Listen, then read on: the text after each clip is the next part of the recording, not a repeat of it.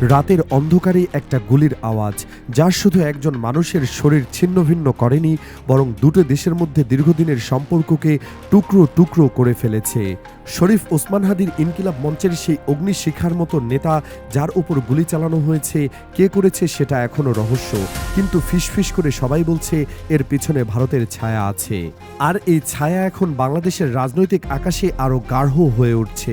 Doctor Mohammad ইউনূসের নেতৃত্বাধীন অন্তর্বর্তী সরকারের সময়ে এমন একটা মুহূর্ত এসেছে যেখানে প্রশ্ন উঠছে, ভারতের আধিপত্যবাদ কি শেষ হয়ে যাবে, নাকি এটা একটা নতুন যুদ্ধের শুরু? সবকিছু শুরু হয়েছে আগস্টের সেই বিপ্লব থেকে, যখন বাংলাদেশের রাস্তায় লক্ষ লক্ষ মানুষ নেমে এসেছিল শেখ হাসিনার সরকারকে উল্টে দিতে। সেই বিপ্লবের আগুন এখনও নেভেনি, বরং এখন সেটা ছড়িয়ে পড়ছে সীমান্তের ওপারে।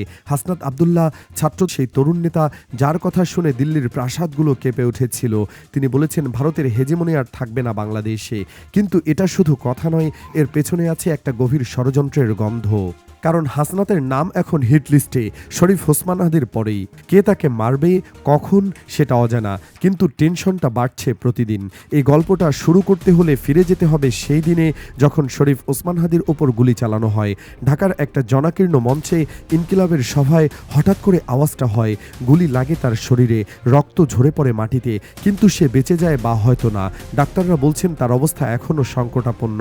এই ঘটনা কি শুধু একটা রাজনৈতিক হত্যা চেষ্টা, নাকি এর পেছনে আছে ভারতের গোয়েন্দা সংস্থা?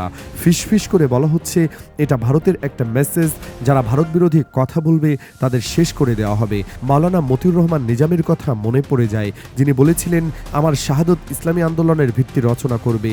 শরীফের ক্ষেত্রেও কি তাই হবে? এই গুলি কি বাংলাদেশ থেকে ভারতের প্রভাব উৎপাটন করবে? ইউনূস সরকার যখন এই ঘটনার মাঝখানে দাঁড়িয়ে, ডক্টর ইউনূস নোবেল বিজয়ী সেই মানুষটি যিনি গ্রামীণ ব্যাংক দিয়ে বিশ্বকে চমকে দিয়েছিলেন, এখন রাজনীতির এই ঝড়ের মধ্যে তার সরকার বলছে ভারতের সাথে সম্পর্ক পুনর্বিবেচনা করতে হবে। কিন্তু ভিতরে ভিতরে টেনশন। সরকারের মধ্যে কিছু লোক আছে যারা বিএনপির দালাল বলে পরিচিত, আর তারা ভারতপন্থী। তৌহিদ হোসেন পররাষ্ট্র উপদেষ্টা, তার নাম উঠেছে বারবার। তিনি কি ভারতের হাতে খেলছেন? কেন বাংলাদেশ থেকে ইলিশ মাছ যাচ্ছে ভারতে, অথচ ভারতের প্রতি কোনো কড়া কথা নেই? এই প্রশ্নগুলো এখন বাংলাদেশের রাস্তায় রাস্তায় ঘুরছে। আরও গভীরে যাই, ভারতের প্রতিক্রিয়া এসেছে দ্রুত। ঢাকায় ভারতীয় ভিসা সেন্টার বন্ধ করে দেওয়া হয়েছে নিরাপত্তার কথা বলে। কিন্তু এটা কি শুধু নিরাপত্তা, নাকি একটা চাপ? আগরতলায় বাংলাদেশের কনসুলেট অফিস ভাঙচুর হয়েছে, ভারতীয়রা করেছে বলে অভিযোগ। ভারতের মিডিয়ায় প্রতিদিন প্রোপাগান্ডা চলছে, সেভেন সিস্টার্স অর্থাৎ উত্তর পূর্ব ভারতের রাজ্যগুলোকে আলাদা করে দেওয়ার হুমকি। হাসনাত আবদুল্লাহ বলেছেন এটা, কিন্তু কন্ডিশনালি। তিনি বলেছেন যদি ভারত শেখ হাসিনা, আসাদুজ্জামান খান কামালের মতো অপরাধীদের ফেরত না দেয়, যদি বাংলাদেশের সার্বভৌমত্বে হস্তক্ষেপ করে, তাহলে এমন হতে পারে। কিন্তু ভারতের রিয়াকশন, আসামের মুখ্যমন্ত্রী হিমন্ত বিশ্ব শর্মা হুমকি দিচ্ছেন আমরা চুপ থাকব না। এটা কি যুদ্ধের আহ্বান, নাকি শুধু রাজনৈতিক নাটক? দিল্লিতে বাংলাদেশের হাইকমিশনারকে সমন করা হয়েছে। ভারতের পররাষ্ট্র মন্ত্রণালয় তাকে জিজ্ঞাসাবাদ করেছে, ব্যাখ্যা চেয়েছে। এর আগে বাংলাদেশ ভারতের হাইকমিশনার প্রণয় ভার্মাকে তলব করেছিল। এটা একটা কূটনৈতিক পিং খেলা, কিন্তু পিছনে আছে গভীর উত্তেজনা। ভারত বলছে বাংলাদেশের বিপ্লবীদের কথা অস্থিতিশীলতা তৈরি করছে, কিন্তু বাংলাদেশের লোকজন বলছে ভারতই সব সমস্যার মূল। আগস্ট বিপ্লবের পরও যে সমস্যাগুলো আছে, বিএনপির চাঁদাবাজি, অস্থিরতা, তার পেছনে ভারতের হাত। কেন? কারণ ভারতপন্থী রাজনীতি মনে করে ভারত ক্ষমতা এনে দেবে, তাই যা ইচ্ছা তাই করো। এখন প্রশ্ন উঠছে কি হবে পরবর্তী?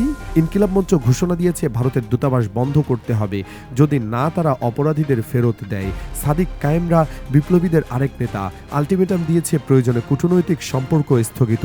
এটা কি শুধু কথা, নাকি সত্যি ঘটবে?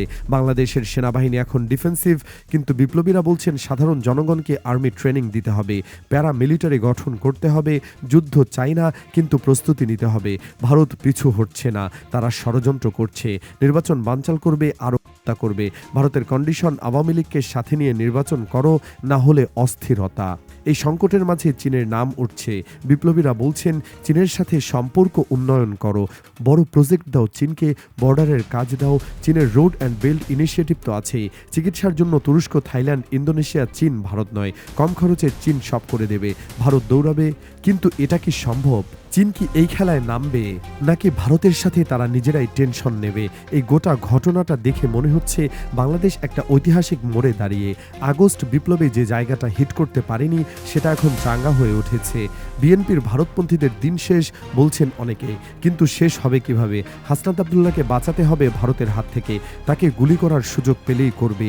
এই ফিসফিসানিগুলো কি সত্যি নাকি শুধু গুজব? আসুন একটু পিছনে ফিরি। শেখ হাসিনা সরকার পতনের পর থেকে ভারতের সাথে সম্পর্কটা টানটান। হাসিনা এখন ভারতে আশ্রয় নিয়েছেন বলা হচ্ছে। আসাদুজ্জামান খান কামালও সেখানে। এরা বাংলাদেশের গণহত্যাকারী, মানবতা বিরোধী অপরাধী বলে অভিযুক্ত। ভারত কেন ফেরত দেবে না? আন্তর্জাতিক আইন অনুসারে তো দিতে বাধ্য, কিন্তু ভারত চুপ। এর পেছনে কি ভারতের হেজেমনি খেলা? বাংলাদেশকে নিয়ন্ত্রণে রাখতে চায় তারা। সেভেন সিস্টার্সের বিচ্ছিন্নতার হুমকি তো শুধু একটি প্রতিক্রিয়া। হাসনাত বলেছেন যদি ভারত স্বাধীনতা স্বীকার না করে তাহলে কিন্তু ভারতের মুখ্যমন্ত্রী বলেছেন এটা যুদ্ধের আহ্বান, কে প্রথম আঘাত করবে। ভিসি সেন্টার বন্ধের ঘটনা আরও রহস্য যোগ করেছে। ভারত বলছে নিরাপত্তার জন্য সাময়িক, কিন্তু বাংলাদেশের লোকজন বলছে এটা গায়ে পড়ে লাগা। ছাত্রদল যেমন ক্যাম্পাসের শিবিরের সাথে লাগে, ভারতও তেমনি বাংলাদেশের সাথে। উত্তর পূর্ব ভারতের উত্তেজনা বাড়ছে। আসাম, মণিপুর এসব জায়গায় প্রোটেস্ট হচ্ছে বাংলাদেশের বিরুদ্ধে। কিন্তু কেন? হাসনাতের কথা কি সত্যিই প্রভাব ফেলছে, নাকি ভারত নিজেরাই প্রোপাগান্ডা চালাচ্ছে? এখন ইউনূস সরকারের সামনে চ্যালেঞ্জ, তারা সঠিক লাইনে আছে বলছেন অনেকেই, কিন্তু পররাষ্ট্র উপদেষ্টার মতো লোকেরা বাধা দিচ্ছে। ভারতকে শায়েস্তা করতে হবে, ক্লিয়ার কথা, কিন্তু কিভাবে? কূটনৈতিক সম্পর্ক স্থগিত, দূতাবাস বন্ধ, রাষ্ট্রদূত ফেরত নেওয়া, এসব হলে কি হবে? বাংলাদেশের অর্থনীতি কি ধসে যাবে, নাকি চীন থেকে এসব ঠিক করে দেবে? চীনের প্রজেক্ট, ট্রেন লাইন, রোড সব তো আছে, কিন্তু ভারত চুপ থাকবে না, তারা আরো আক্রমণাত্মক হবে। হাসনাত আব্দুল্লাহ জীবনে এখন সাসপেন্সে, তাকে রক্ষা করতে হবে। বিপ্লবীরা জেগে উঠেছে, শরীফের গুলি তাদের আগুন জ্বালিয়েছে। এখন দেখার এই আগুন কোথায় যায়, যুদ্ধ নাকি শান্তি, ভারতের হেজেমনি শেষ নাকি নতুন শুরু, সময় বলবে। কিন্তু টেনশনটা এখন চরমে। বাংলাদেশ দাঁড়িয়ে একটা ফ্লিকের ধারে, নিচে কি আছে কেউ জানে না। এই সংকটের গভীরতা বোঝার জন্য আমরা কথা বলেছি কয়েকজন বিশেষজ্ঞর সাথে। একজন রাজনৈতিক বিশ্লেষক, যিনি নাম প্রকাশ করতে চাননি, বললেন এটা শুধু দুটো দেশের লড়াই নয়, এটা দক্ষিণ এশিয়ার পাওয়ার গেম। ভারত চায় না বাংলাদেশ চীনের দিকে ঝুঁকুক, কিন্তু ইউনূস সরকার যদি করা হয় তাহলে ভারতের প্রতিক্রিয়া ভয়ানক হতে পারে। আরেকজন ঢাকা বিশ্ববিদ্যালয়ের অধ্যাপক বললেন হাসনাতের কথা ঐতিহাসিক, এটা আগস্ট বিপ্লবের পরবর্তী ধাপ, কিন্তু ঝুঁকি আছে। ভারত যদি সার্জিক্যাল স্ট্রাইক করে, এসব কথা শুনে মনে হয় সত্যি কি ঘটছে পর্দার পিছনে। শরীফ ওসমানের ঘটনা নিয়ে তদন্ত করছে, কে গুলি করেছে, উবার ড্রাইভার নাকি ভারতের এজেন্ট। ভারত বলছে তারা আশ্রয় দেবে না, কিন্তু বিশ্বাস কি করবে? ইনকিলাব মঞ্চ বলছে যদি দা ফেরত দেয় তাহলে দূতাবাস বন্ধ।